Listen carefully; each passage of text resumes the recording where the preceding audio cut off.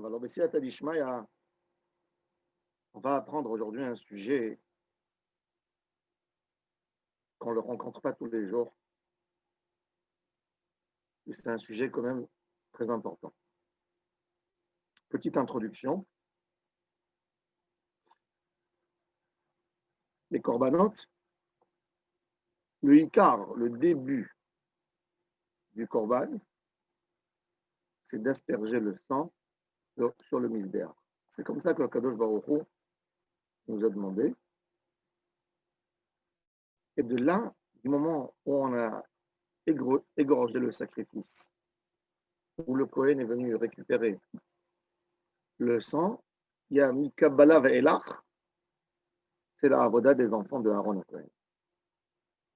Les Kohanim allaient asperger le sang sur le misbéach Nechoshet, misbéach Achitzon. Et de là commençait le processus du korban. Si c'était des shlamim, on sacrifiait une partie. Si c'était un korban tamid dans son intégrité, etc., etc. Maintenant, comment on asperge le sang sur le misbéach? Alors, le misbéach, à l'époque du Mishkan, il était petit de taille. C'est-à-dire, il n'était pas si haut. À l'époque de Salomon, il était bien élevé. Il faisait quelques mètres de hauteur. Il était visible, on le voyait d'en bas, très grand, très grosse dimension. Mais il y a la partie qui s'appelle misbéach. Il y a la partie qui est la base du misbéach. La Torah, elle demande d'asperger le sang al-arba karnotav sur les 4 coins du misbéach. Quand on parle d'un coin, c'est-à-dire que l'idée, c'est d'asperger le sang sur un coin, oui, sur un coin, pour qu'il donne dans les 2 côtés. D'accord? Et là, on va voir comment ça se passait dans les corbanotes, comment ça se passait dans le korbanot tamid.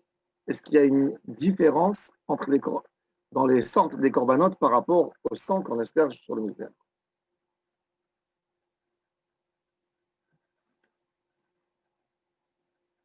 Alors, Daf Tedvav, Amoud Aleph, au niveau du Tosfot Kematzlif. Vous voyez? Au niveau de Tosfot Kematzlif. Goufa, 2 lignes plus bas. Balo, les Keren Mizrahi, 12 lignes avant les lignes larges. Goufa, on réexplique la Gemara maintenant. Elle veut s'attarder sur la Mishnah qu'on a mentionnée avant. Et on va l'expliquer. Balo, après le moment où le Kohen, on a égorgé le korban et le Kohen a reçu le sang dans un récipient spécial où il y avait le sang en Balo. Balo le Keren Mizrachit Tsefonit, il vient dans le côté, dans la corne, ce qui est la Zavit, le coin est-nord, et il est là-bas sur la Hazara, et lui, il asperge sur le Keren Mizrachit Sponit, Venoten Mizrachit Sponit. Donc, il commence par Mizrach Tsafon. De là-bas, il continue, et il va arriver Ma'arav Darom. D'accord? Il tourne déjà. Vetaneala, Venoten. Ma'aravi Dromit. Vetaneala, et on a vu dans la Tosefta, Rabbi Shimon Ishamitzpam Meshane Betamid. Lui, il dit que le Korban Tamid est différent de tous les autres. C'est-à-dire, l'ordre qu'on a mentionné, qu'on commence par le côté est, nord, et on finit par ouest, sud, c'est par rapport aux autres korbanot. Mais par rapport au korban tamid, est-ce qu'on fait de la même manière? Alors, Rabbi Shimon, Isha Mitzvah, Meshane Betamid, il change la manière où on asperge le sang dans Korban Hatamid. On est Daf Tedvav, Amoud Aleph, un peu avant les lignes larges, au niveau de Tosfot Kematzif. Rabbi Shimon, Isha Mitzvah, Meshane Betamid. Qu'est-ce qu'il nous dit? Et lui, il dit d'une autre manière. Lui, il enseignait de la manière qu'on va dire maintenant. Balo, le Kiren Mizrachit Tsefonit, il arrive au Kiren Mizrachit Tsefonit, comme on a dit dans tous les korbanot. Venoten Mizrachit Tsefonit, et il donne, il asperge dans le coin pour asperger sur les deux côtés, sur le côté est et sur le côté nord. Quand il arrive au coin Ma'aravit d'Eromi, quand il arrive au côté ouest, sud, Noten Ma'arava. Il donne d'abord sur le côté, alors c'est intéressant, il va donner d'abord sur le côté ouest, d'accord? Et après il va donner sur le côté sud, c'est-à-dire, ça c'est le misbéach, d'accord? C'est un carré. Vous voyez le carré simple que j'ai? Alors, il a commencé par, admettons, ça c'est Mizrach Tzafon. Mizrach Tzafon, il asperge ici, dans ce centre-là, pour pouvoir donner ici et ici. Et il continue, il continue. Par contre, quand il va arriver au coin ouest-sud, il est censé donner d'abord dans le côté ouest. Il ne va pas asperger ici au milieu pour que ça va dans deux sens. C'est là. Il ne va pas asperger pour que ça va dans deux sens. Il va asperger d'abord au côté ouest et après au côté sud. Différemment des korbanot. Ça, c'est l'opinion de Rabbi Shimon Ish HaMitzpah. Et la Gemara, elle veut comprendre pourquoi dans Korban Hatamid, quand on arrive dans le coin Maharav d'Arom, ouest, sud, on donne deux matanotes différents. Ça veut dire, toujours rappelez-vous, quand on dit vous lisez dans le texte le matin, chez Teronim, chez Matanot, Matana, chez Matanot, Matana, c'est asperger le sang sur le misbéach. Chaque fois que tu asperges, que tu mets avec ton doigt, ou que tu mets, ça s'appelle Matana. Matana, Hatmarin, Marakevet, chez Matanot, etc. Alors, pourquoi on a besoin là-bas, selon Rabbi Shimon Mitzvah, de deux matanotes différentes, une sur le côté ouest et une autre sur le côté sud, et pourquoi ça ne suffirait pas à une pour les deux, comme on a fait dans tous? Dans tous les corbanotes, on donne matana hachishtaim, on met sur le coin, et ça donne automatiquement dans les deux. Amar Rabbi Yochanan nous répond Mishum Had Debe Rabbi Yanai, au nom d'un des élèves de Rabbi Yanai. Amar Kra, il dit il y a un texte, on apprend ça d'un texte. Il est où le texte? Le texte, il se trouve dans la Rola du Rosh Chodesh. Rosh Chodesh, on le mentionne d'ailleurs dans la Tfila. Usir izim ehad lehatat ladonai al olat hatamid yase venisko. Le pshat du pasuk, qu'est-ce qu'il veut nous dire? À part le korban hatamid que tu as l'habitude d'amener tous les jours, tu rajoutes un korban moussaf. Moussaf, un rajout, comme tous les Yom Tov. Moussaf, ça veut dire en hébreu un rajout. On rajoute un korban. À part l'obligation normale de tous les jours de Rolat Tatamid, tu amènes aussi celui-ci. Mais Rabbi Yochanan, il veut dire comme ça. C'est vrai. Le korban Atamid, il est quoi? Il est Rolat. Le korban de Rosh Chodesh, qu'est-ce qu'il est? Quel statut il a? C'est vrai. Il monte dans son intégralité pour Hachem. Mais qu'est-ce qui est écrit? Usir izim echad lechatat. Lechatat. Alors, normalement, nous, on est venu rajouter alors la tatamid, ça veut dire un supplément en plus du la tatamid. Mais d'autre part, tu vois que quoi? Qu'il est korban khatat, il est pas korban normal. Le Sahir Izim, dans sa définition pure, il est khatat. Alors, qu'est-ce qu'il faut lui faire? Il dit, Olai. Mais la Torah, elle a dit, Avid ba maase khatat.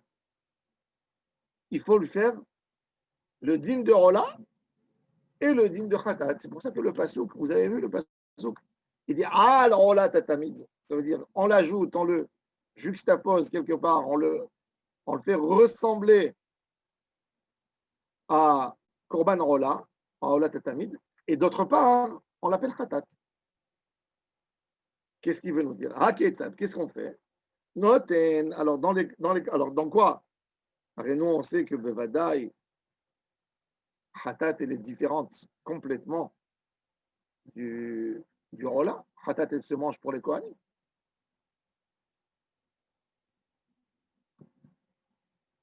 Le Rola ne se mange pas aux Kohanim. Alors de là, on va apprendre quoi? Qu'il y a quand même quelque chose, quand on asperge le sang sur le Misbéach, qu'il va y avoir une différence. Qu'est-ce qu'il va y avoir? Alors, Noten, Ahachi, Shtaim, quand le Kohen il arrive au Keren Mizrach Tzafon, Est, Nord, il donne une fois, il asperge le sang dans le coin et ça donne dans les deux côtés. Oui. Comme Kemaase Rola, comme la Rola. Oui. Pourquoi? Parce que dans la Rola, toujours, on met de cette manière, comme on mentionne dans le Sido, le matin avant la Tfila. Quand il arrive après dans le côté ouest, sud, il fait Shtaim, Shehen Shtaim, Kemaase Khatat.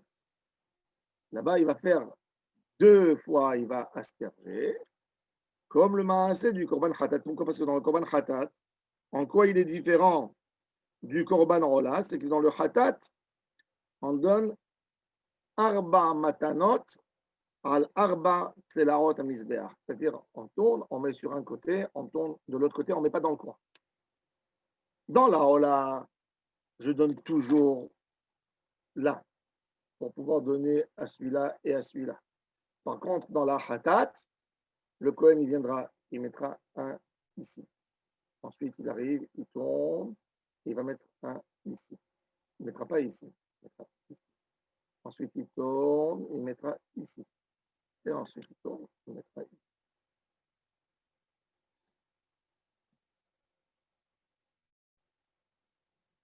Alors, on a dans la Torah, alors l'Ichora, quand on voit que la Torah, d'un côté, elle veut nous faire dire, elle veut nous faire comprendre que ce Korban, ce Saïr de Rosh Chodesh, il ressemble, il a un commun avec la Ola et en même temps avec la Khatat. Alors, il nous explique que c'est de cette manière.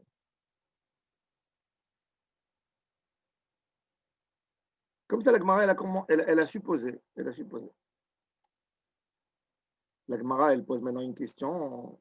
Si c'est comme ça, Veditenstein, Shen, Arba, Kemaase Ola, et Arba, Shen, Arba, Kemaase Hatat. Pourquoi le Kohen il va partager au milieu? Ça veut dire, quand il était dans Keren, Mizrachit, Deromit, c'était bien. Tout d'un coup, quand il est arrivé, et quand il était Mizrachit, Sponit, c'était bien. Quand il est arrivé à Maharav d'Arom, c'est là que tu lui demandes tout d'un coup de faire comme Hadad. Tu sais quoi, tu veux faire vraiment, tu veux lui donner un point commun qui est dans le Khatat et qui est dans la Rola. Fais asperge une fois, comme que tu as l'habitude de faire dans les corbanotes, toujours de venir dans les côtés, d'accord, et donner dans les deux sens.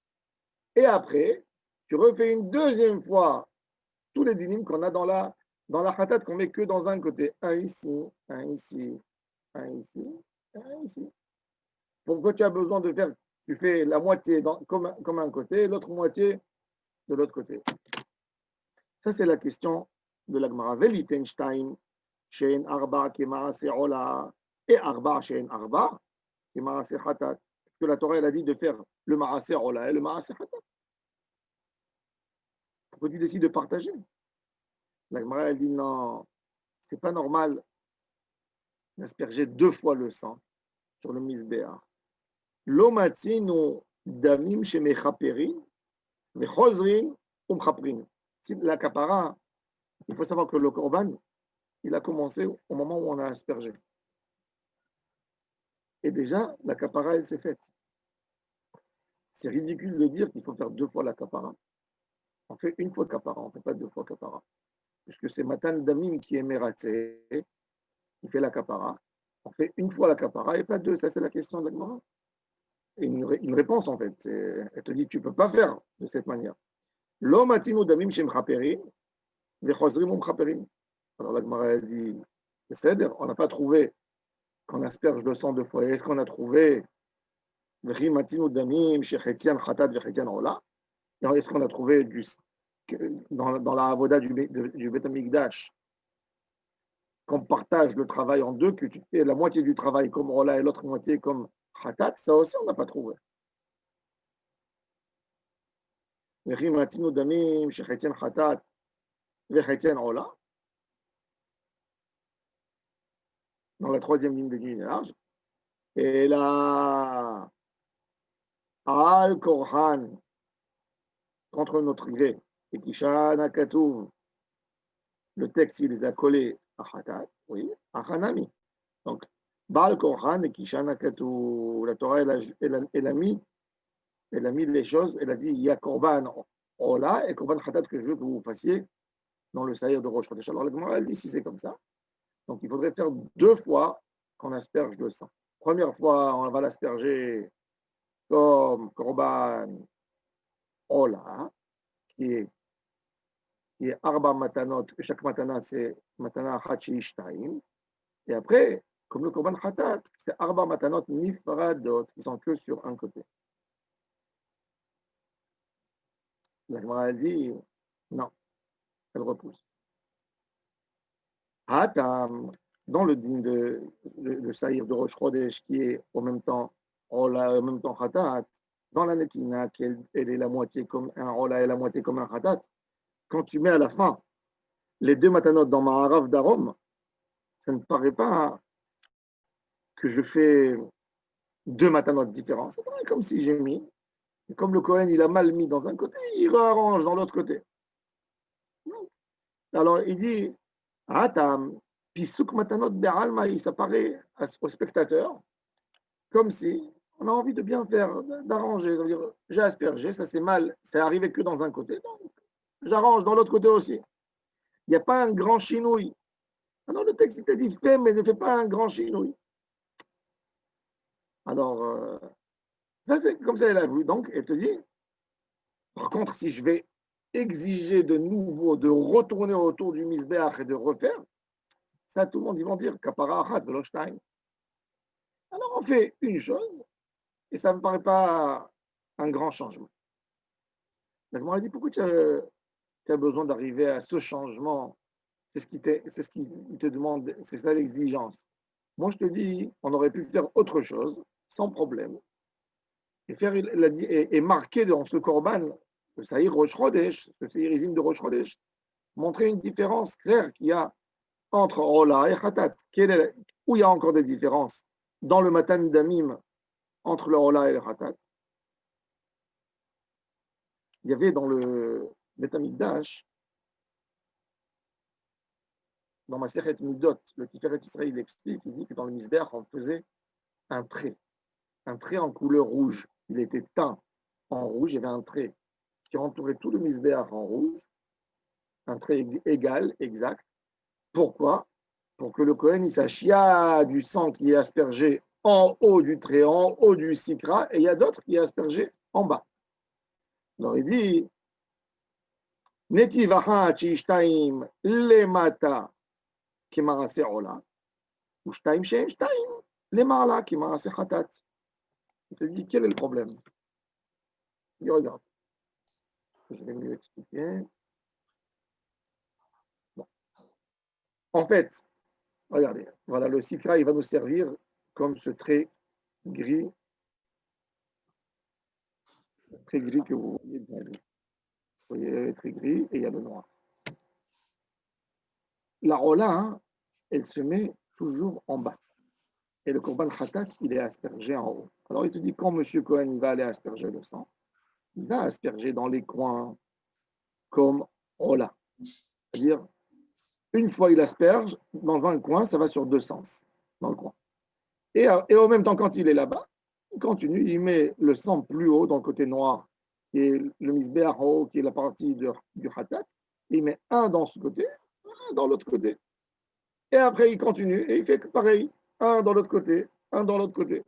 Et donc, il fera une netina, mais en même temps, tout de suite, toujours en même temps, pour compléter. Ça veut dire, en réalité, il fait 3 matanotes sur chaque endroit. Un en bas, il asperge en bas et ça donne sur les deux côtés, tout de suite. Et un en haut que sur un côté. Après, il tombe, et ainsi de suite. Pourquoi tu ne veux pas qu'il fasse comme ça? Netiv achat sheishtaim lemata, ki ma'aseh olah. Ushtaim shem shtaim lemala. Ki ma'aseh hadat. Et donc, il sautera évidemment sur un coin, parce que quand il est dans le coin, il met 2 tout de suite. Donc, quand il va aller dans l'autre coin, il n'a pas besoin, puisque le khatat qui est en haut, il suffit un pour chaque coin. Et il tombe. D'accord? Donc, il donnera que dans les deux extrêmes. C'est-à-dire, pour le khatat, il donnera ici une fois, 1, 2, 1, 2. Et il n'a pas besoin ici, il n'a pas besoin ici. Par contre, dans la rola, c'est matana Hachenstein, il met un ici, c'est pour ça et pour ça. Un ici, c'est pour ça et pour ça, et de suite.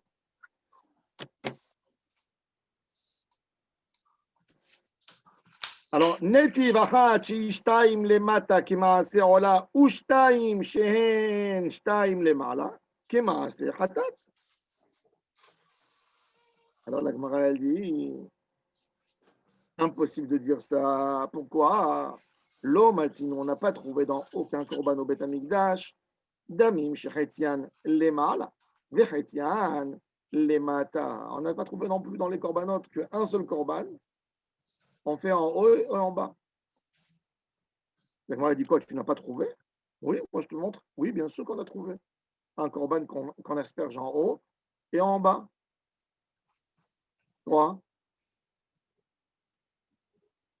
Le Kodesh HaKodashim.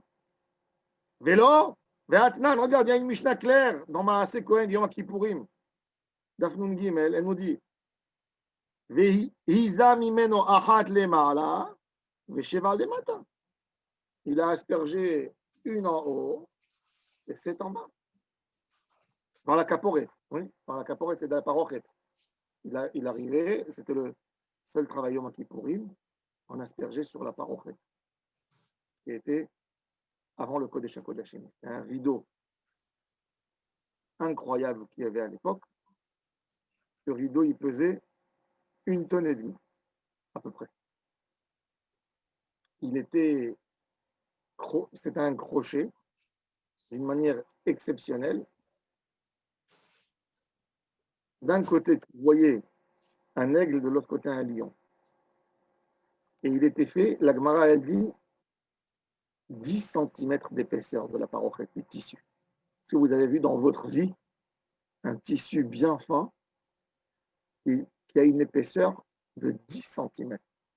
La Gemara, elle raconte qu'une fois, ils avaient besoin de purifier la parochette parce qu'il y a eu un Kohen tamé qui a touché la parochette. Il fallait la purifier, il fallait la faire tremper au mikvé pour la purifier de tout Atmet. Ils ont pris 300 Kohanim. 300 Kohanim pour la lever et pour la tremper. Imaginez-vous quand ils l'ont trempée dans la source. Il fallait la prendre pour la faire sécher. Donc elle a doublé son poids certainement. Peut-être même un peu plus. Il fallait 300 Kohanim tellement elle était lourde. Et ça, c'était pendu. Je ne sais pas comment elle était accrochée. C'est très intéressant. En tous les cas, le Kohen, il asperge sur la parochette, un en haut et 7 en bas. Donc, tu vois que ça existe, cette notion de en haut et en bas. Le Gemara dit non, en bas, c'est pas une azaa, c'est kimatzlif. Vélo, c'est ce qu'on dit. Et vélo aya mazé, et là, kimatzlif, ahat, ahat ve ahat. C'est ce qu'on dit dans le Sidra Avoda. Il aspergeait en haut et doucement, doucement, il descendait en bas. Donc, quelque part, ça ne paraît pas comme 7 fois qu'on asperge différemment. Pourquoi? Parce qu'il met en haut, et il termine doucement, doucement, il fait 7 fois. Ça ne paraît pas comme 2 hazaot différentes. On lui comptait combien il fallait, mais c'est un seul maassé, c'est une seule chose. Tandis que là, quand je fais hatat en haut dans un côté et rola en bas dans 2 côtés, c'est mâchoire les gars. Et Matzlif, la Gemara dit Maïki Matzlif, Rav Yehuda il a montré à ses élèves qui Menagdana. À l'époque, quand il frappait les gens au Bédine, il les frappait avec une grosse ceinture. Oui. Qui Menagdana, et il donnait, vous savez, quand on fait le malkot au mikvé avant Kippour, vous savez qu'il y a un ordre. Quand nous, on était enfants, nos parents, ils allaient au mikvé, la veille de Kippour, ils prenaient la ceinture, ils faisaient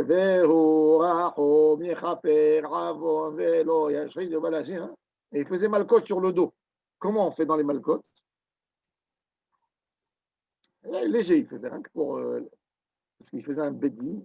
Pourquoi ils font ça? Je vous dis ça, je me donne une parenthèse et je la ferme. Pourquoi on fait un malkot au mikvé? C'est une bêtise. C'est du sadisme de prendre des coups. Non, pas du sadisme. On prend 3 personnes. Et la personne, il dit devant eux, si j'ai transgressé une des avéros de la Torah, ordonnez-moi à recevoir un malkot. Un bedding qui a donné un malkot à 3, a priori, c'est valable. C'est valable. Maintenant, un bedding qui a donné l'ordre de donner malkot à quelqu'un qui est chayav mita. Il n'est pas chayav malkot, il est chayav mita. Ils se sont trompés. Ils ont dit malkot. Il n'est pas tour de mita. Du moment où ils ont donné malkot, c'est leur problème. Ils ont allégé, zéouzé. Et avec ça, avec ce malkot, quelque part, on dit, même si on aurait dû avoir, chas v'shalom, une punition très, très difficile, très dure, les malkot qu'on a reçus, le bedin, il a été possède pour nous. Allez, malkot! On nous a donné des coups. Maintenant, le malkot, ça n'a pas besoin d'être des coups qui font très mal. C'est l'humiliation de découvrir son dos et de prendre ces malkot, ils vont pardonner à l'homme. Et c'est pour ça que c'est important de faire le minhag des malkot la veille de Kippour. On fait les malkot et quand on frappait, il frappe comme le Shalir Bedin. Qu'est-ce qu'il fait le Shalir Bedin? À l'époque, quand on frappait au Bedin, on tenait les coups en haut et on descendait doucement, doucement. D'accord? Alors il dit que même la Hazah, on aspergeait en haut et doucement, doucement en bas. Et c'est ce qu'il leur a dit. Ils connaissaient tous cette coutume de malkot. C'était fréquent. Donc il leur a expliqué à propos de ça. Bon. La Gemara a dit ok. Alors la Gemara, ici c'est clair dans la Gemara, dans les paroles de Rabbi Yehuda, qu'il y a une distinction entre la Hazah de la Paroche et de Kippour et ce qu'on a envie de sacrifier sur le Korban, en haut du Sikra ou plus bas du Sikra. Non, on a dit, on n'a pas trouvé ça. La Gemara a dit quoi, vélo? Tu m'as repoussé cette histoire de Kippour, tu as dit que ce n'est pas lié. Ça s'appelle en fait une matana. Et le reste, ce qu'on asperge le sang, c'est que les restes, en descend. Ça veut dire c'est que tu donnes un coup en haut et tu descends en bas, 7 fois.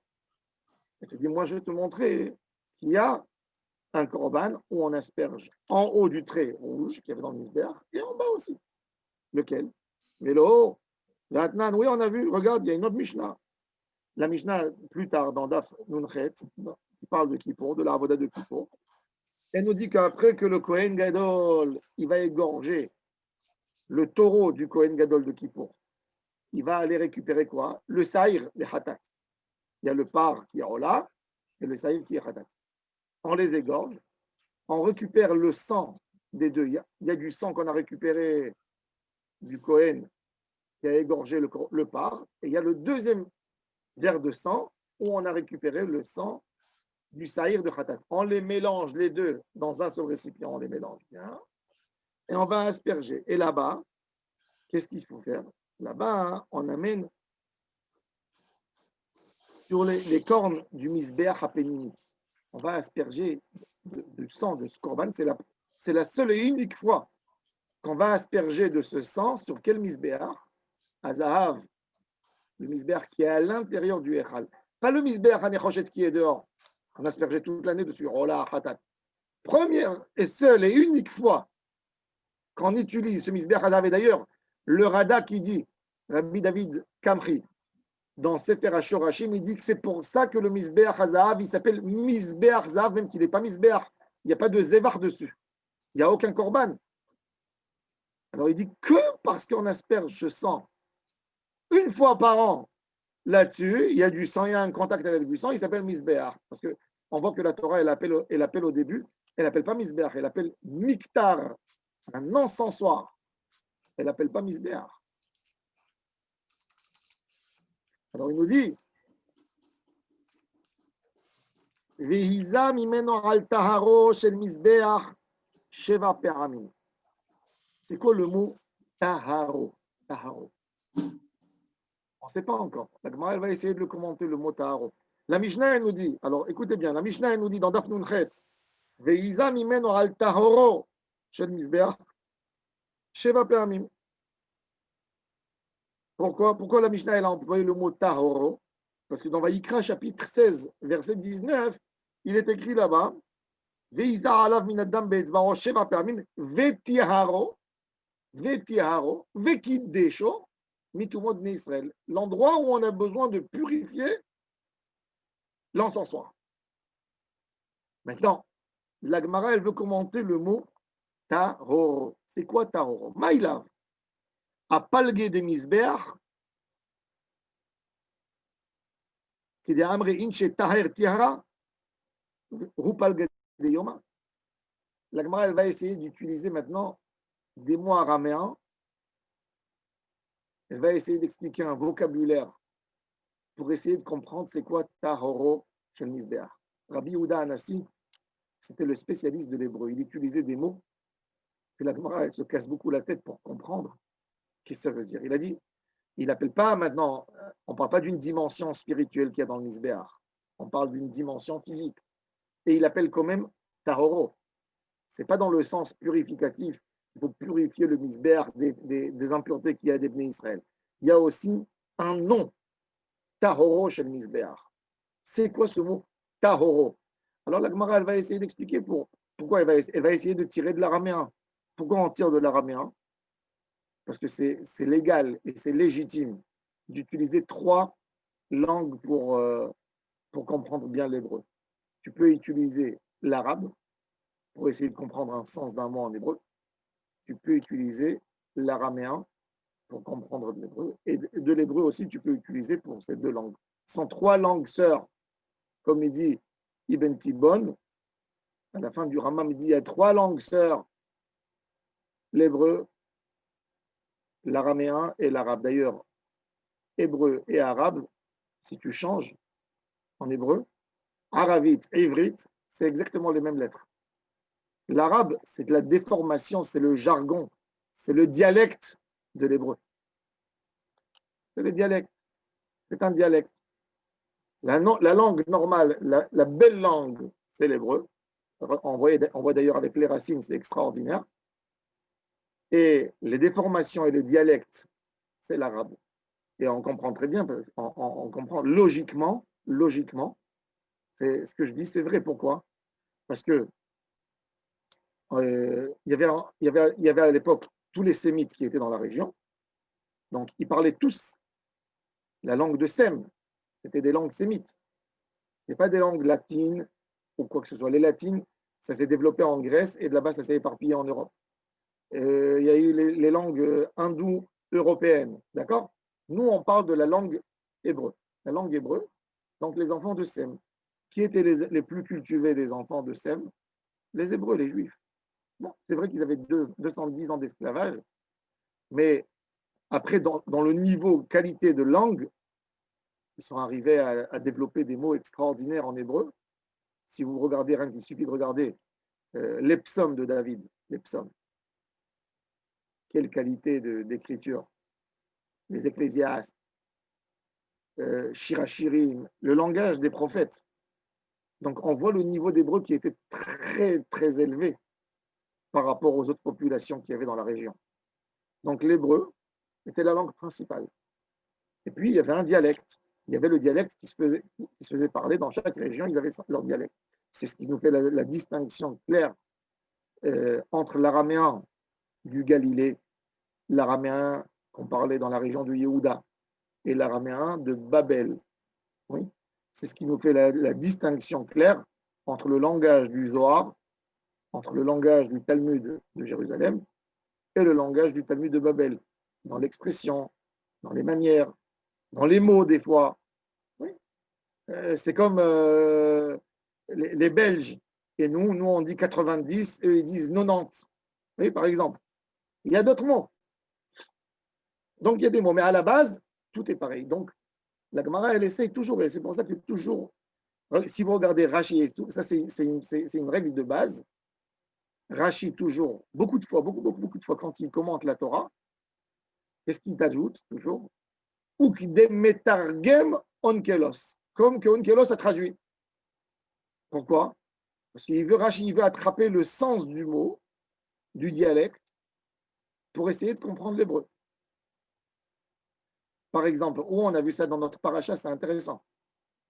On a vu que le Targum, il traduit à propos de Brit Ben Abetarim, que Abraham Avinu, il a coupé tous les sacrifices qu'il a sacrifiés, et sauf l'oiseau, le taureau égozal qu'il a égorgé, il ne les a pas coupés. Et Abraham Avinu, il les a préparés devant Dieu, et tout d'un coup, il y a eu une torche de feu qui est passée entre, c'est pour ça qu'on appelle Ben Abetarim, et il y a des oiseaux qui descendent. Il y a le haït, il y a un oiseau, je ne sais pas comment ça s'appelle en français, haït. Haït, c'est un oiseau qui mange les reptiles et tout ça. Il descend pour récupérer de la viande. Vautour. Le vautour, oui. Le vautour qui descend, et Abraham Avinu qui se lève et qui le chasse de l'endroit. Et il dit, Vayered haït ala pegarim. Alors, comment tu traduis pegarim? Alors, tu peux traduire pegarim, comme on dit en hébreu moderne. Pegermet, c'est un cadavre, les animaux qu'il a égorgés. Donc tu peux dire que Peger, ça veut dire Peleg, les moitiés. Alors Rashi, il dit celui qui a traduit Vayered haït al Palgaya, ils ont fait Palgaya, les Paleg, Miflaga, ça vient du sens marloquet, coupé, séparé. Oui, Peleg. Et lui, il a traduit, Rashi, il a dit que dans le Onkelos, il faut dire Paglaya, pas Palgaya, Paglaya. Pigoul, c'est quoi Pigoul? Pigoul, c'est un mort. C'est pas lié à un morceau. Il y a Pegel et il y a Peleg. Les Fagel, c'est de tuer, c'est de détruire, quelque chose qui est détruit. Paglaya.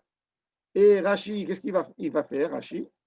Pour renforcer, pour dire qu'il y a une erreur, que le scribe qui avait diffusé le Targum Onkelos en Europe, il s'est trompé, il a eu une erreur, et de là, ça a mal copié dans le Targum.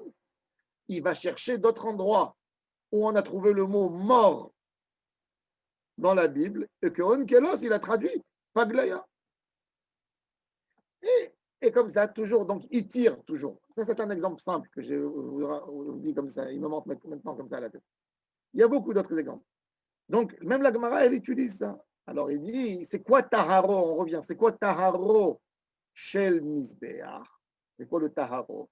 Alors, il dit, Taharo, Taher Yoma. Eux, ils appelaient en araméen l'heure de midi Taher. Taher. Taharo Shel Yom. Taharo Shel Yom, c'est le milieu de la journée. Alors, il te dit pareil. Si on a utilisé Rabbi Yehuda Anassi, et nous, on ne sait pas, il a dit Taharo Shel Misbeach. Taharo Shel Misbeach veut dire le milieu du Misbeach. Comme Taharo Shel Yom. Alors, si c'est comme ça, Apal Gene Misbeach, qui est d'Amrein chez Tahar Tihra. Le Tihra, c'est la matinée. Tahar Tihra. la matinée est partie et on se trouve à la moitié. Oui. Et donc, c'est peut-être ça. Et maintenant, et si c'est comme ça, c'est impossible. On le sait très bien. Que quand tu as un misbéach, tu as le misbéach, qui est. Le milieu du misbéach, c'est là. C'est le trait. C'est impossible humainement, si ce n'est pas avec une machine, d'asperger le sang sur ta roche et misbéach. Tu es forcément obligé de mettre un sur le trait et le reste, ils vont tomber plus bas. Tu ne peux pas mettre tous sur ta roche et misbéach. Donc, on voit qu'il y a une possibilité dans le misbéach, quand on a aspergé le sang, il y a au-dessus du trait et il y a en bas du trait. Tu ne peux pas, c'est impossible de faire tout sur ce trait. On peut pas avoir, tu ne peux pas arriver à être au milieu pile dans quelque chose qui est debout. Impossible. Donc, on est obligé d'accepter l'idée. Ça existe en haut et en bas. C'est ce que dit la question. Oh, alors, on a une preuve de là-bas. Rabba Barav Shila, pour essayer de casser cette preuve, il est obligé de donner un autre sens au mot Taharo chez le Misbéach. On tourne la page. Amar Rabba Bar Shila. Lo agouffé des Misbéach. On ne parle pas du milieu du Misbéach. Quand Rabbeinu Akadosh, l'auteur de la Mishnah, il a dit Veyazer al Taharo shel Misbéach, il ne s'agit pas de la dimension physique du Misbéach. Non! On parle de la propreté du Misbéach. Regardez pourquoi. On parle du haut du Misbéach. Al Taharo, c'est le haut, c'est l'endroit qu'on a l'habitude de nettoyer. Qu'est-ce qu'on nettoie dans le Misbéach? On ne nettoie pas les parois. Pourquoi? Parce que les parois du Misbéach, dans notre cas, nous, ils sont jamais sales. On a l'autel. En fait, même le Misbéach Hanechoshet, qu'est-ce qui est différent entre le Misbéach Hazav et le Misbéach Hanechoshet? Le Misbéach, il est toujours carré, c'est un carré. Sauf que dans le Misbéach Hanechoshet, on fait une parade. Comment une porte. Une porte. Une porte pour monter. Mais le Misbéach, il est carré et il est debout. Le Misbéach, dans les côtés, il est toujours propre. Il n'y a rien qui le salit, il n'y a rien qui touche dessus. Sauf les petites gouttes de sang qu'on met dans le côté. Et c'est la beauté du Misbéach. Il ne faut pas les toucher, il ne faut pas les nettoyer. Le Misbéach Hazav, quand tu veux dire Taharo chez le Misbéach, c'est quoi Taharo? Il a pensé. Il a dit Taharo, ça veut dire l'endroit que j'ai l'habitude de nettoyer, les Taher. Les Taher, c'est affecté, nettoyer. Alors il dit qu'on aspergeait le sang qui pour où? Au milieu du Misbéach, en haut, et pas sur les côtés. Ça, c'est Taharo chez le Misbéach. Donc il n'y a aucune preuve. Et sur quoi il veut s'appuyer? Sur quoi il veut s'appuyer? Il veut s'appuyer sur le texte qui nous dit dans Matan Torah, Shemot, chapitre 24. Après Matan Torah, il est écrit là-bas qu'ils ont vu Akadosh Baruch Hu, sous ses pieds, comme ils voyaient quelque chose, Nadav et Avihu et les Eskénim, comme si ils ont vu le ciel qui était tellement propre, il n'y avait rien de. Ça veut dire que c'était complètement transparent le ciel. Ils ont vu le trône céleste. Ils ont vu Kema, Vetachat Raglav Kema Ase Livnat Asapir, ou Kiaetzem Hashamayim la Tohar. La Tohar, là-bas, la Tohar, c'est quoi la Tohar? C'est pas la moitié, ils n'ont pas vu la moitié du ciel. La Tohar, là-bas, c'est l'expression d'un ciel propre, sans nuages. Ça veut dire qu'il n'y a rien qui les empêchait de voir le trône céleste. Donc, tu vois que Taharo chez le Misbéach, c'est l'endroit propre du Misbéach. L'endroit propre du Misbéach, on ne peut pas l'utiliser pour les coins, on n'utilise que pour le haut, quand on aime nettoyer. Après qu'on a nettoyé l'encensoir, il était brillant, il est propre, et il aspergeait dessus le sang. Donc, Bichlal, il n'aspergeait pas sur les côtés.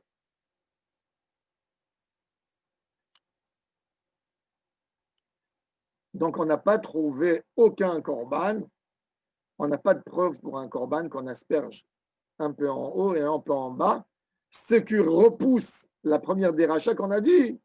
Ça veut dire, c'est pour ça que ça nous oblige de dire que dans le Misbéach, dans le Sahir du Rosh Chodesh, On commençait à asperger Matana Achat Chishtaim et on finissait à la fin, rien qu'à la fin, par deux petites matanotes dans les coins.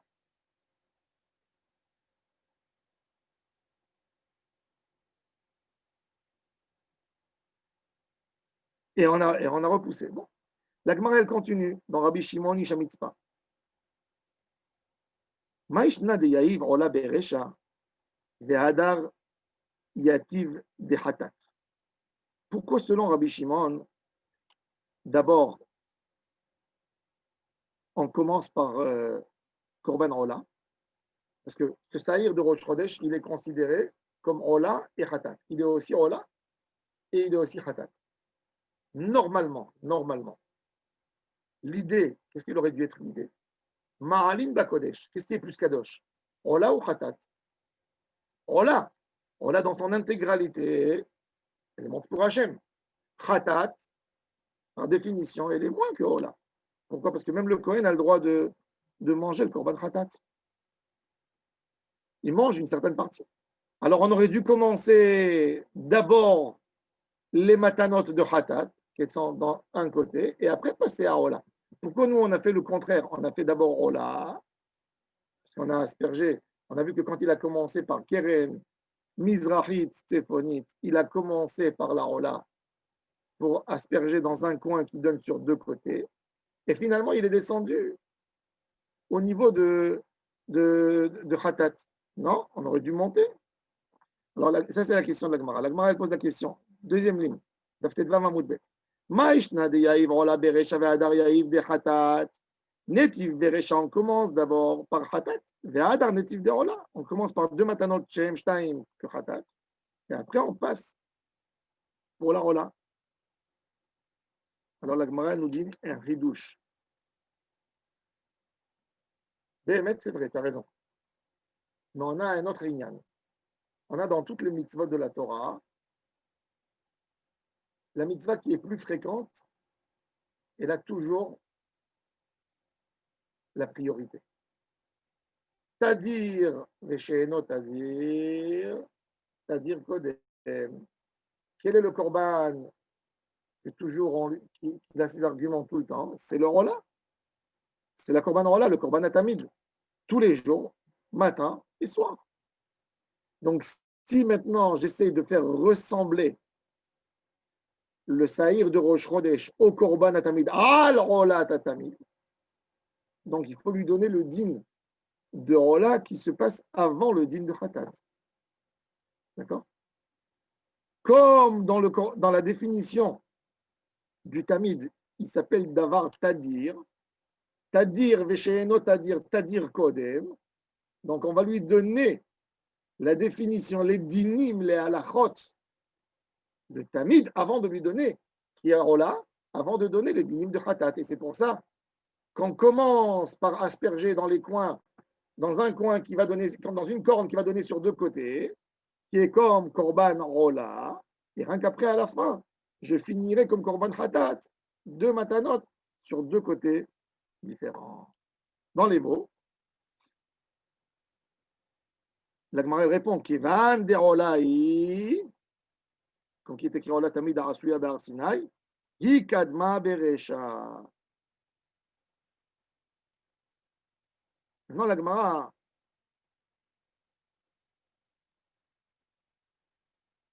elle dit pourquoi j'ai besoin de faire. Qu'est-ce qu'il a fait le Kohen? Pour commencer, il a fait Mizrachit Tsefonit, d'accord? Celui-là.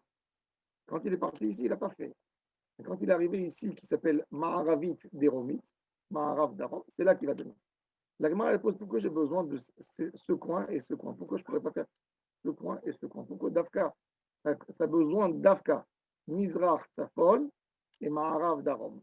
Pourquoi j'ai besoin de cela d'Afka? Ou Maïshna, regardez dans les mots. Ou Maïshna de Yahiv, Mizrachit Sponit, ou Maharavit Deromit. Netiv, on peut faire Darom Mizrach, Ve'adar, Tsafon Maharav. Ouais. Tu as quatre coins. C'est pareil. Kif kif. Ça donnera les quatre coins, pareil. Comme tu fais. Alors la Gemara, elle dit Pourquoi on ne peut pas faire de cette manière? Même de cette manière, on peut arriver aux quatre coins du Misbéach. Les Bachorim de la Yeshiva, ils ont répondu Amré, oh là, on a Yesod. Il a besoin, hein, la Ola, d'arriver dans un endroit, hein, qui a un Yesod. C'est quoi Yesod? Yesod, c'était dans le Misbéach, en bas du Misbéach, il y avait comme une petite estrade, petite, que dans sa hauteur, elle faisait une ama, elle faisait 60 centimètres, et sa largeur était une ama. C'était un carré qui était en bas du Misbéach, et il était où? Ce Yesod, il s'appelle Yesod HaMizbeach, l'endroit où on commence à monter de là-bas sur le Misbéach, dans les côtés. Il ne montait pas sur la pente, il montait là-bas pour asperger. Et il faut commencer toujours par le côté Yesod HaMizbeach. Et comme le Yesod, il est toujours dans Mizrachit, Tsephonit, je suis obligé de commencer par là-bas. Et donc, je suis obligé par définition de terminer par Darom Ha'av. Et je ne peux pas faire autre coin. Donc, je suis obligé de prendre. Si mon Yesod HaMizbeach, il est là, je suis obligé de commencer là et de terminer par là. Je ne peux pas commencer par là et terminer par là. C'est pareil, ça sera le même coin. Donc, je suis obligé de terminer par là.